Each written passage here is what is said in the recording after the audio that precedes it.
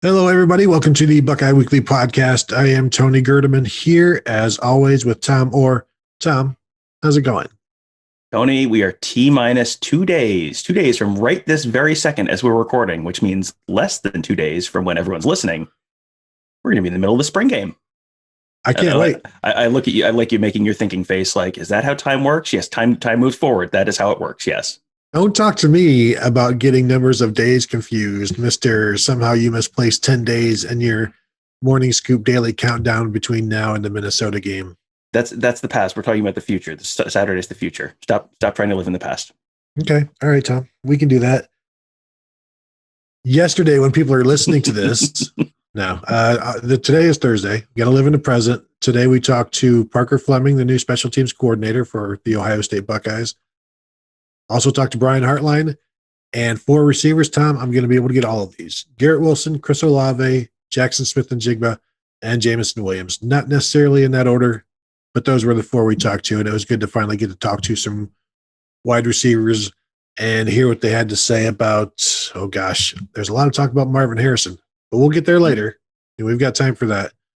First, let's start out with Parker Fleming and the Ohio State special teams. And it was interesting to me how he talked about how he came to Ohio State. And basically, he was like a quarterback's coach at Capital in 2011 and just wanted to get to Ohio State in any way possible.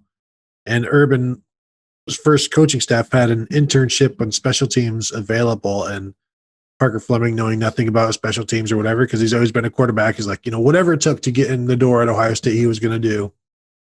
And so he got that internship and then just built off of that and left with Everett Withers to the first job he took. And then the second job, James Madison, then off to Texas State. And then Urban called him back to help out. And so just really wanted to become a coach at Ohio State. Didn't matter the position, and then, of course, is the right-hand man for Barnes. Matt Barnes on the Ohio State special teams the last couple of years, gets the job himself. And the question I asked him, Tom, is something we talk about here all the time, sometimes. I said, Ohio State has not had a kickoff return since 2010 for a touchdown. What are you going to do about it? And it was interesting that what he did have to say. He said, obviously the rules have changed and it has impacted the kickoff return. It also has impacted how much time you spend practicing it. And this spring, they haven't really done much with it, but even in like the course of the build up to the regular season and during, if everybody's just going to fair catch it, why would you waste a whole bunch of time on it? And, the blocking has changed. So it was just interesting to hear him because I know everybody wants to see more returns, but it's like if the value isn't there, you don't spend much time on it. Now, I think I wanted to get back into the queue. I tried to get back into the queue to ask my follow-up, which is, yeah, you didn't need it much. And he admitted they didn't need it much because they had an outstanding offense since he's been there with JT Barrett, Dwayne Haskins, Justin Fields. Now those guys are gone. So does it become more of a factor this year with the freshman quarterbacks they have? Didn't get to ask that. It's a mystery. Who knows if that's what it's going to be? But your thoughts on Parker Fleming today? Yeah, I mean, it came away pretty impressed with him. He, everyone talks about how incredibly impressive and smart and detail oriented he is, and you just, he seems very personable. This was obviously our first chance to really talk to him, so yeah, I came away impressed. And I think special teams is one of those things that, on the whole, like you said, in the game of football, a lot of elements of special teams are being de-emphasized, but not everything. And there are, that's still a potential real difference maker, especially when you have the, the talent is equated kind of games that they like to talk about. Like, you probably don't need to have absolutely killer special teams when you're playing Maryland or Rutgers. But when you get into college football playoff games, when you end up playing a team like Oregon, when you're playing a team, maybe you're going on the road to Penn State, playing Wisconsin, like those are games where it's like, okay, you're not just going to be able to kind of, roll the ball out there and just walk away with a 3 touchdown win without having to try. Like you're going to have to, work those finer margins a little bit. And, the plan to win, one of the big things in the plan to win is field position. And a lot of times that field position is dependent on good play on special teams. So if you can keep, go back to the Rutgers game last year. Rutgers was doing absolutely nothing on offense for most of that game, but they had that big, I don't remember if it was a punt or kickoff, but they had that like throwback for a touchdown. And it's just, that's the kind of stuff that when you're playing a team that's better than Rutgers, that actually matters. You don't want to give up cheap points like that. So yeah, it is something that, I think special teams is in a lot of ways being de-emphasized, like you said, but very clearly at Ohio State, like that is still a huge point of emphasis because they know like when you get into those games with those finer margins, that can be a big difference. Yeah, and he did say like certain aspects of special teams are being de-emphasized, but the overall impact of special teams is still as significant as ever because the ball travels so much from a kick. Like it doesn't travel. That's as far as it goes. Like in the game of football, it's the kicking that moves the ball the farthest most often, and so you can change field positions and you can put people on the back of the goal line, the end line there, and now they're you control basically what they can and can't do when they're backed up to their own 1 or 2 or 3 and stuff like that. And we know a part of that plan to win when they are backed up inside their 5, the percentage of scoring touchdowns from that drive is 5% or under 5% as opposed to starting from the 25. And so the impact is still very much there. And of course, Ohio State breaking in a new punter, and we'll see how that goes. I also thought it was interesting how he talks about, and this is something that Ryan Day talked about the first day, the terminology changes that they've implemented that start on special teams and then go to the offense and the defense. Because as Parker said, it's like special teams is football.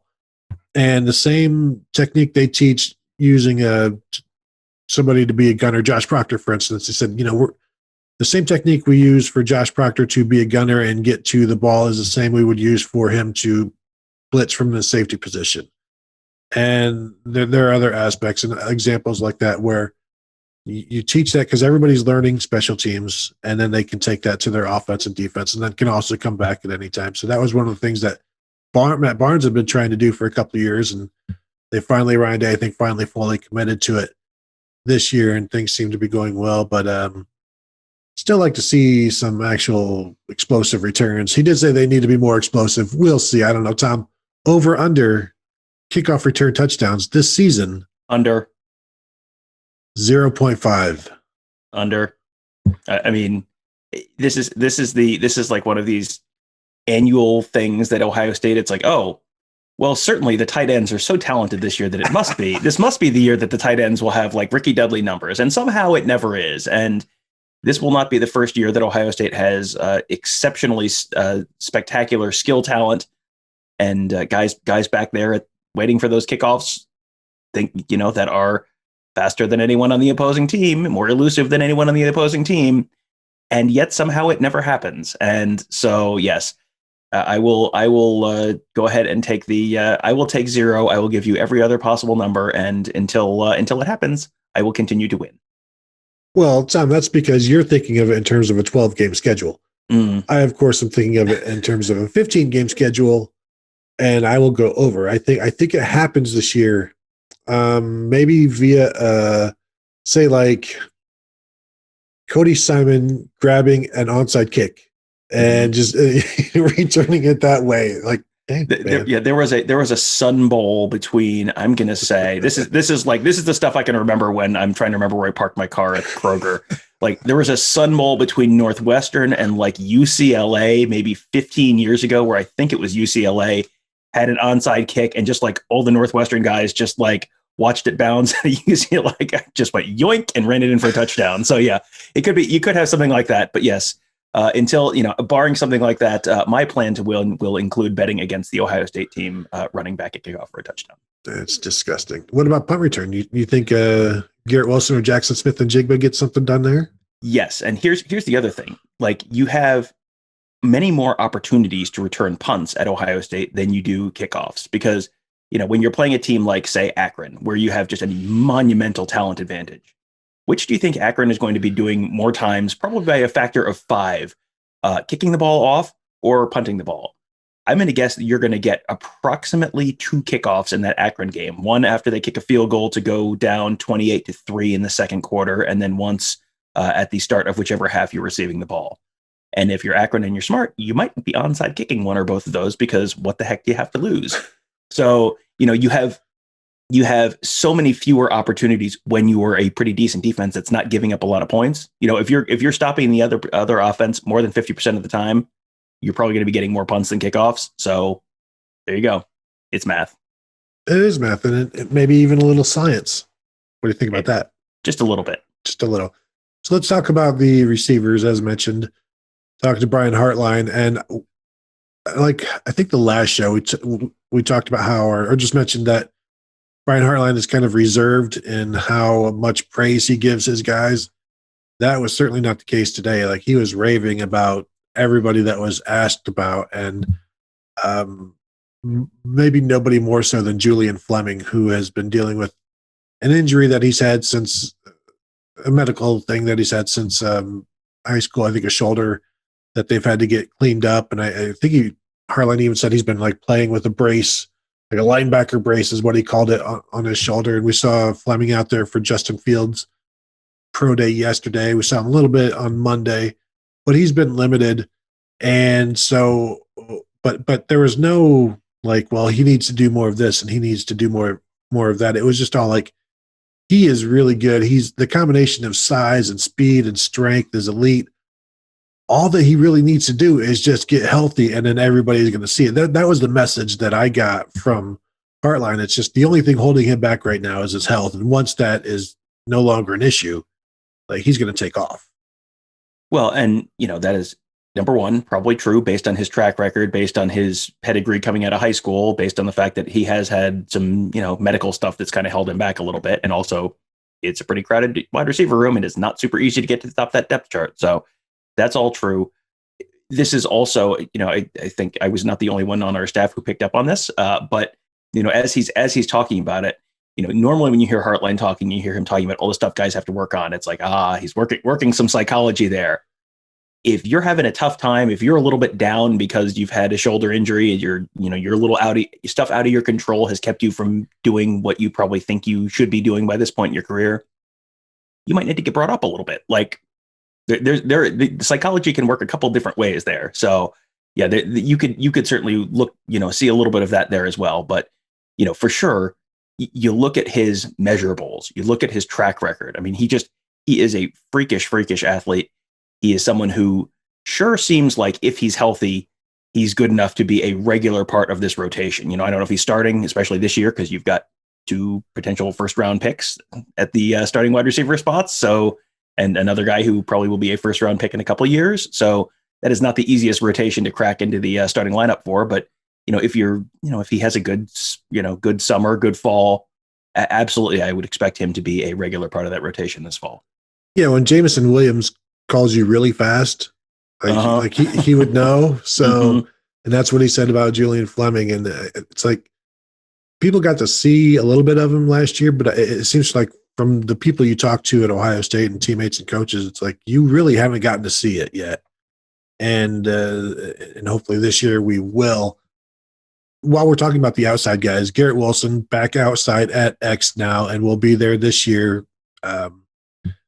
He was asked, well, why did this happen? And he said, well, there's a lot of dogs in the room. There's a lot of dogs in the wide receiver room, and everybody's got to play. The main reason this happened, Tom, to me, is because they want Jaxon Smith-Njigba on the field and they like him in the slot. And so that's what has happened. And Ryan Day said earlier in the week they wanted to see Jaxon in with the ones. I asked Hartline about that, and he's like, well, we roll everybody in, but, he's done everything they've asked, had a really great start to the spring, hit a little dip, but then has been on fire ever since and doing everything they want him to do, and called him like the best blocker among the receivers. And while Garrett Wilson may not know exactly why he's back out at the X, he's happy about it. But the reason is, Tom, Jaxon Smith-Njigba.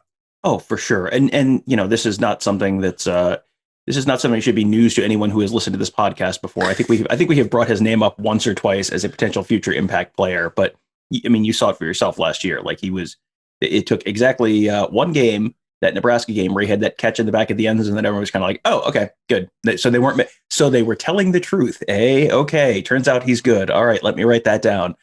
Yeah, I mean, he is a very natural H. Jaxon Smith-Njigba. Brian Hartline said he's the best blocker on the team right now, which if you're the best blocker at wide receiver and also you can catch the ball, like, congratulations, you're a starter. Like, I don't know, like that is going to be a very easy decision for them to make. That was Terry McLaurin, that was Johnny Dixon, that was Paris Campbell, like guys who can block and catch the ball. Like, ta-da, you're a starter. That is how this works. That is a lot of the way they make these decisions. So yeah, he's a very natural H. Garrett Wilson has the ability to play inside or outside. I mean, he played outside as a freshman, had a very solid freshman year, moved him inside last year. We made a bunch of really irresponsible predictions about what his numbers were going to look like, and then got half of season. So then, none of them came true. But yeah, now he's back outside. And, he talked about the fact that this is something that's going to be good for his development for the NFL, where it's right a little bit like Shaun Wade, where Shaun Wade was inside, but he wanted to prove he could play outside as well. So he wasn't, just kind of like pigeonholed as a slot corner. Garrett Wilson, he said, if you're outside, you're going to be facing more press coverage. You get that's a challenge to get off of that press coverage. If you can show you can do that, well, that opens up your opportunity. That probably gives you more opportunities at the next level to not just get pigeonholed as like, well, this is a slot guy. Like, if you can play a couple different spots, that probably helps your draft resume a little bit a year from now. So, I don't want to go out on a limb. I think there's a possibility this might be Garrett Wilson's last year at Ohio State. I'm just going to throw that out there as just a vague possibility. But, with him, you have Garrett Wilson at X, you have Chris Olave at Z, you have Jaxon Smith-Njigba at H. Like, that's a pretty good top three. And then you got, Jameson Williams and Marvin Harrison and Julian Fleming and, all these other guys behind them. Like, that is an incredibly talented room. And you could go, I think they could probably very easily go three deep and be, their third string wide receivers might be, top third of the Big Ten, like, third, fourth best in the Big Ten maybe this year. And that's their third string. Like, yeah, I think they're going to be okay. That's my big takeaway. I think they might be okay this year. Well, and even trying to build a top three depth chart, top four, because I don't know if Julian Fleming is a Z or an X. Last year he played Z. I don't know where he is now, but if he's a Z, then he's behind Chris Olave and Jameson Williams. And then if he's a Z, then Jaden Ballard is also behind him. So then you got four there. If he's an X, then he's got maybe he's the third one. Maybe he's the third behind Garrett Wilson and Marvin Harrison. And then you've also got Jalen Harris there. We've seen him practicing. Cameron Babb, where is he going to be on one of those outside spots? Is he inside? Maybe. Well, and how healthy is he going to be this year is the other question. That was a significant. Yeah. I mean, that because he was someone who I think was in line to at least be in the rotation somewhere. Top 6, 7, 8 kind of guys. And then we don't know exactly where that stands, but he may or may not be able to go this fall. So. And then at X, you've got Jaxon Smith-Njigba, Emeka Egbuka right now with the 2s. Does somebody move in? Is Julian Fleming an inside guy? I don't think he is. I think he's more of an outside guy. But maybe your third X is or third H is Garrett Wilson. Just with all the rotating, like if there's guys there for all of these spots and they're deep. But as Hartline said, yeah, everybody's going to have an opportunity, but you better capitalize on it because there's no room for. Well, he doesn't get open, or when he does, he doesn't catch it. Like, they're looking for near perfection, and they've got the guys that can get as close as a receiver group can. So they're not going to tolerate lackluster performances because they don't have to. Well, you look at the skill talent on this team and it's like, okay, you can go, 8, 9 wide receivers deep and feel like, okay, yeah, these are all guys who could be starting most places in the league, maybe most places in the country. And so that's the wide receivers. And then you get Jeremy Ruckert at tight end. And then you got 6 running backs that they're running through that they feel at least pretty decent about all of them. Like, okay, there's only one football. And so you're at 16 or so skill guys at that point that all probably want to touch that football at some point. Like, if you don't make the most of your opportunities, it's going to take a while for the line to get back to you again. Like that you're going to be waiting a little while. And I think, we saw, I don't want to pick on Julian Fleming, but one of the good examples last year was he was in there and against Rutgers, had, I think it was like a slant route or a post route, something like that. It was wide open and just didn't catch it. And then that was kind of the lasting memory of Julian Fleming, and that obviously does not curse him to a career of nothing at Ohio State. I remember Paris Campbell dropping a very similar pass against Virginia Tech when he was a young receiver, 2015, I believe. Mm-hmm. And, and he turned out okay and is now making a whole bunch of money in the NFL. So it does not curse you to the bench forever, but it can stick you on the bench for a while, because it's like, well, there's lots of other guys here who can block and run fast and catch the football and score touchdowns. So now, that was your chance, and now some other guys are going to do it, and we'll let you know when it gets back to you. So, it's just, this is a little bit like when he talked about the quarterbacks, and, because the quarterbacks are young, it's going to demand a little bit more of the wide receivers this year to be a little bit more precise with everything that they do. The fact that you have so much depth there, it's going to be the same thing. It's going to be demanding a little bit more of those guys. You've really, no one is going to earn anything by default this year. Like if you're going to be playing and you're going to get the ball thrown your way, you are going to earn it. Yeah, that was one of my favorite things he talked about with the new quarterbacks, where he's like, yeah, I like the quarterback situation. I love having these young quarterbacks because, thank you, Train. It requires it requires them to be on point with all of their routes. The timing has to be there. He said the body language in terms of like letting the quarterback know when you're open or keeping the defense away and things like that. And they can't take plays off, and they can't be bailed out by a quarterback who makes them look good. They have to make the quarterback look good here. So I think it's an interesting way of looking at it. And it's like, well, like, Tom, imagine you're like, I don't know, a driver's ed instructor, and you're like, I like teaching 8-year-olds because it keeps my feet, keeps me on edge. And then I have to be great, and I got to have that brake foot, and I've got to have that gas foot, and I got to be able to grab that steering wheel. I like teaching 8-year-olds how to drive. And this is very similar to where it's like, yeah, we got to be on perfect in everything we do, because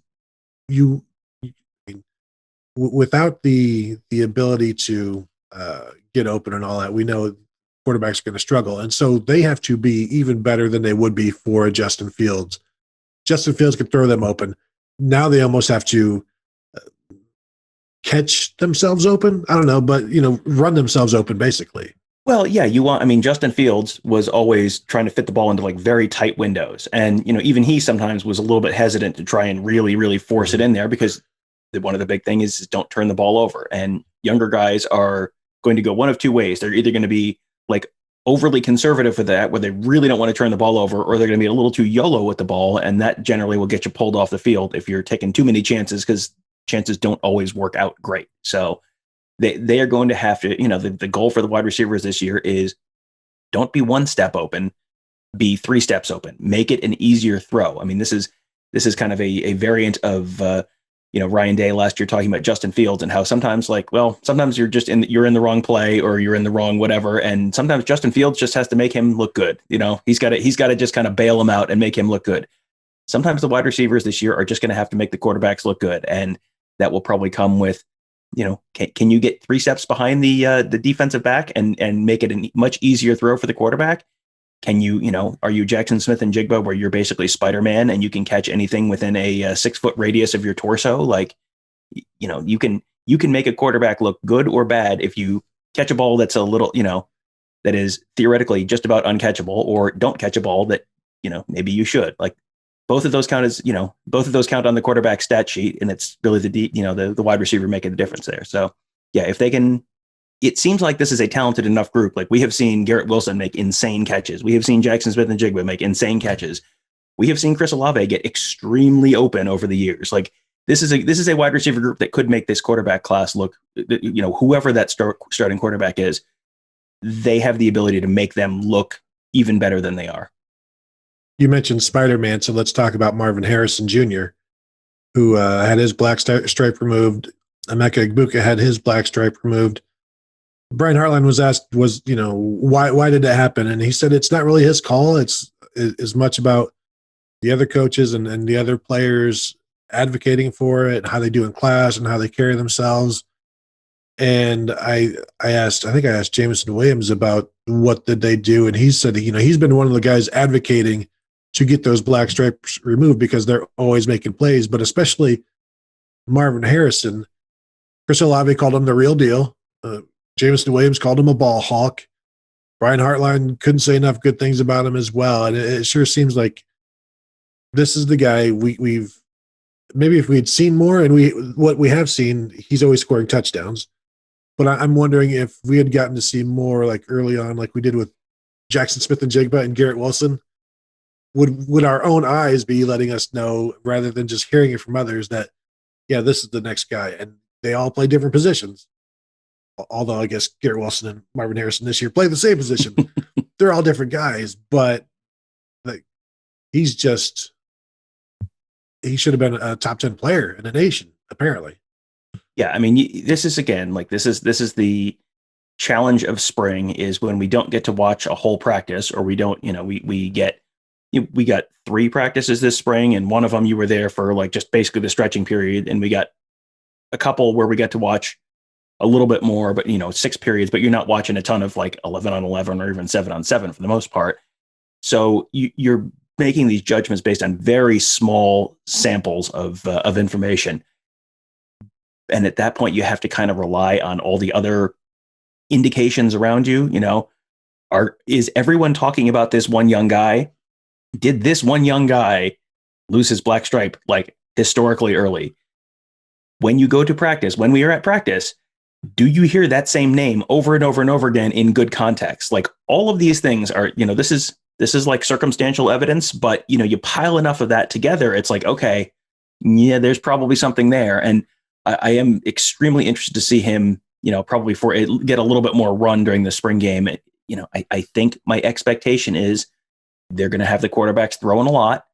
My expectation is you're not going to see, much Chris Olave and much Garrett Wilson. So you're going to see a lot of those younger wide receivers.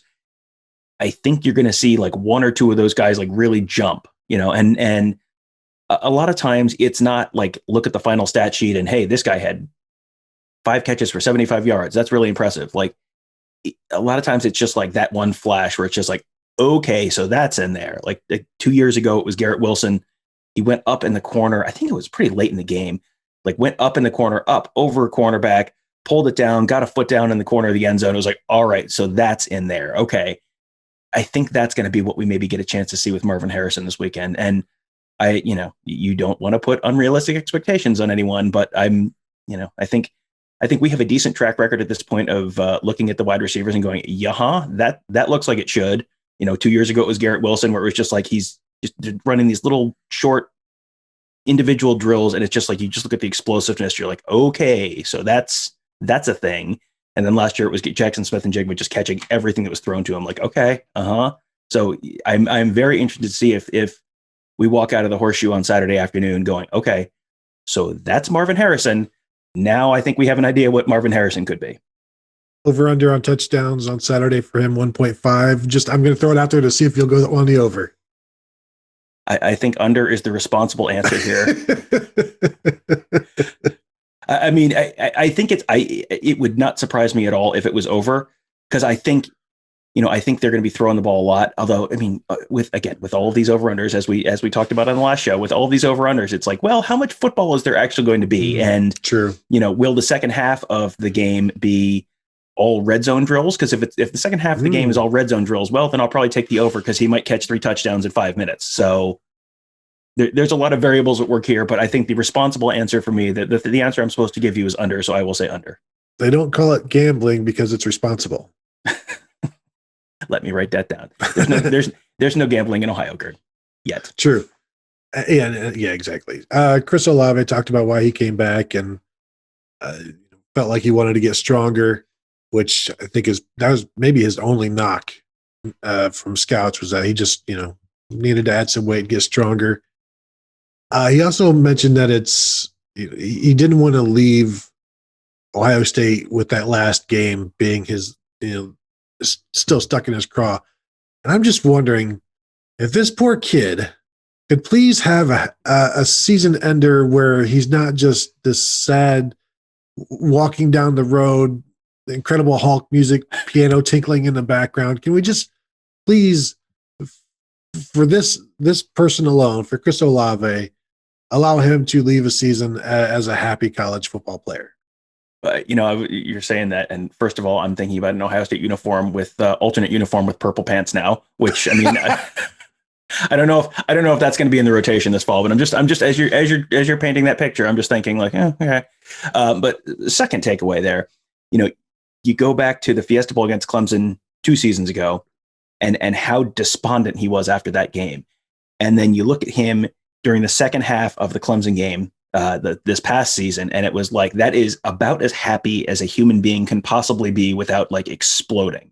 So, I think he, he was able to really take that, the disappointment of 2 years ago, and really channel that and funnel that into his performance. And you saw a mighty good season out of him. It was probably not exactly the season he would have wanted because he got disrupted a little bit and he missed some time and all of that. So, not ideal, but like, man, when it came time to pay Clemson back, like he was there with bells on. He had a huge game against Clemson and was just about the happiest person on earth during that game. So, if he can use that again and channel that Alabama disappointment into another performance like he had in the Sugar Bowl, like, yep, that would probably be a good thing. But yeah, he's another one of these people that's just so easy to root for. Like he's a really nice kid.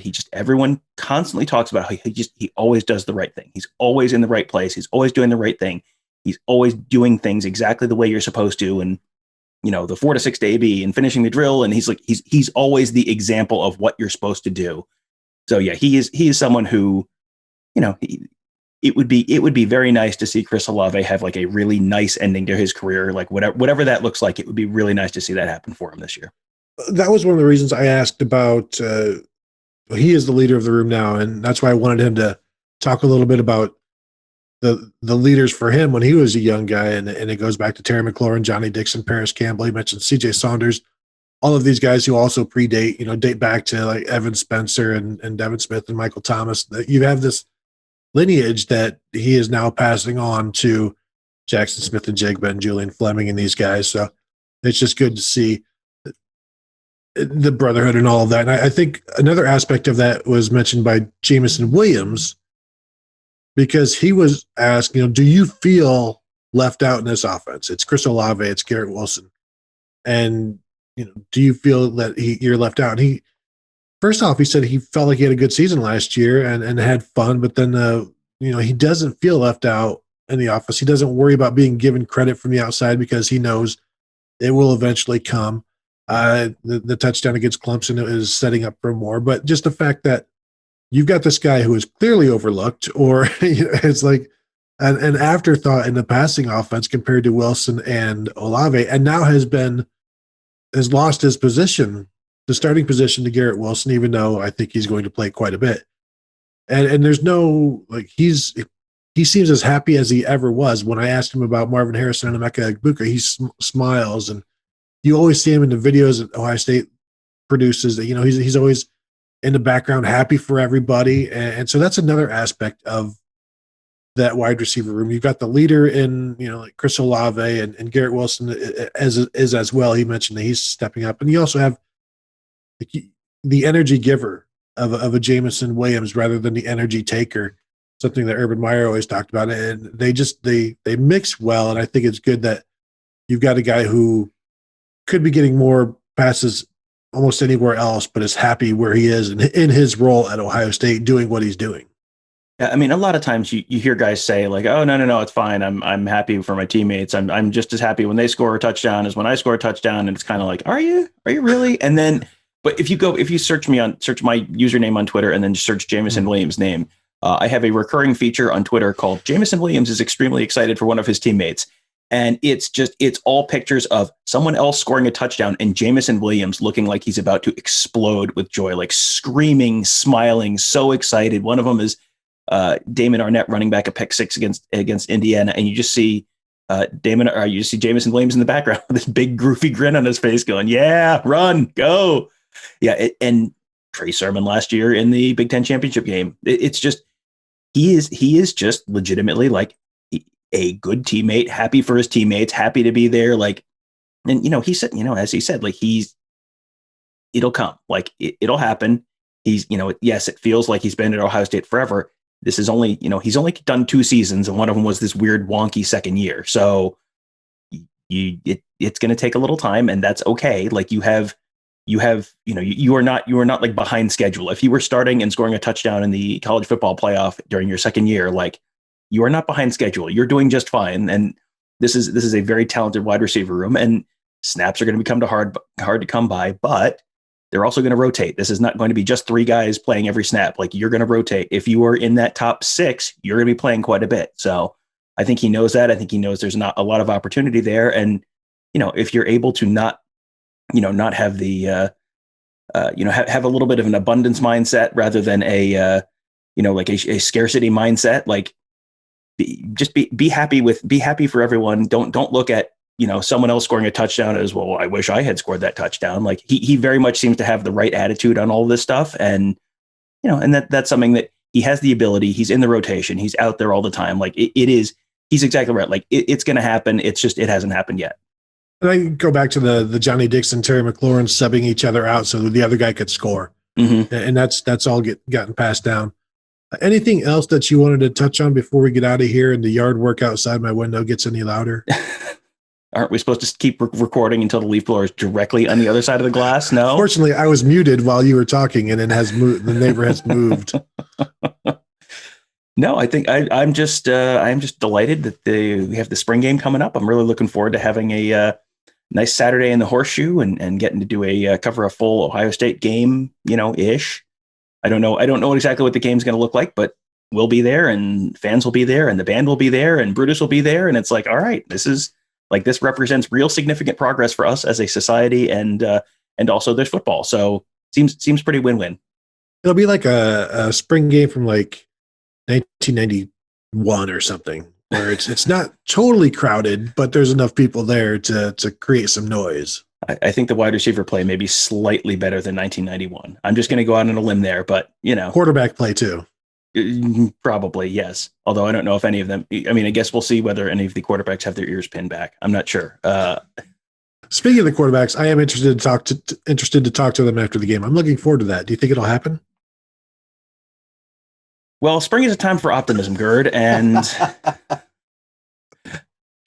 it will be absolutely fascinating to see who we get to talk to and when that happens. And we haven't talked to Corey Dennis yet this spring, which is like I would like to hear Corey Dennis's thoughts on how things are going. And we'll see how that goes.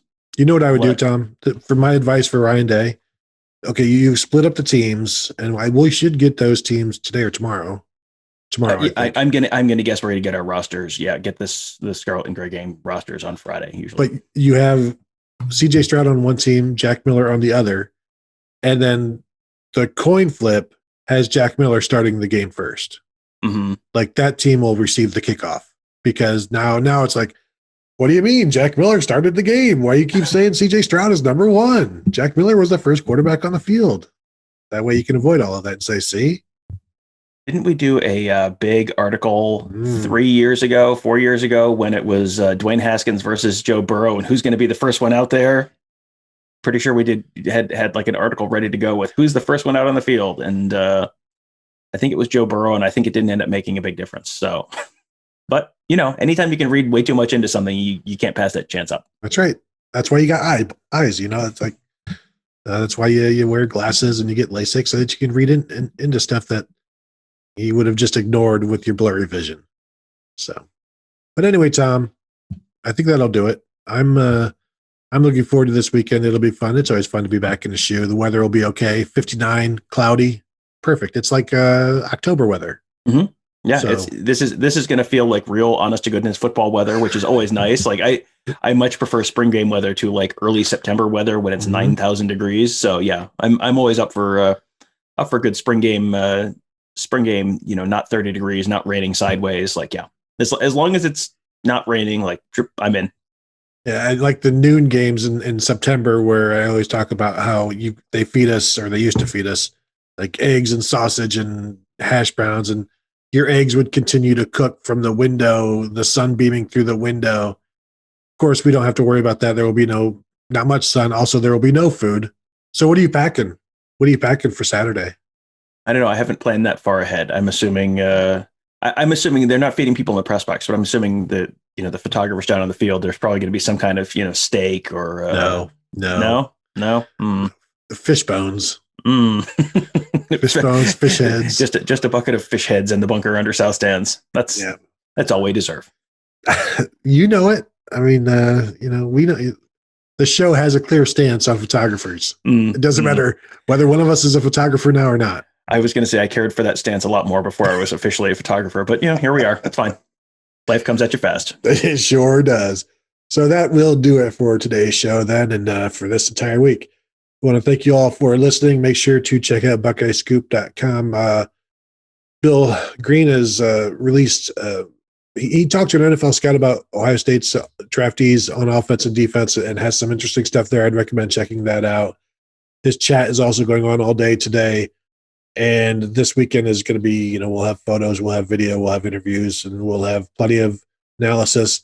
Ross Fulton, poor Ross, will have to peel through this game for the next 4 months, like every single angle, because it's like, well, Ross, have you looked at the way? How about when a tight end stepped to their left? Can we get something on that?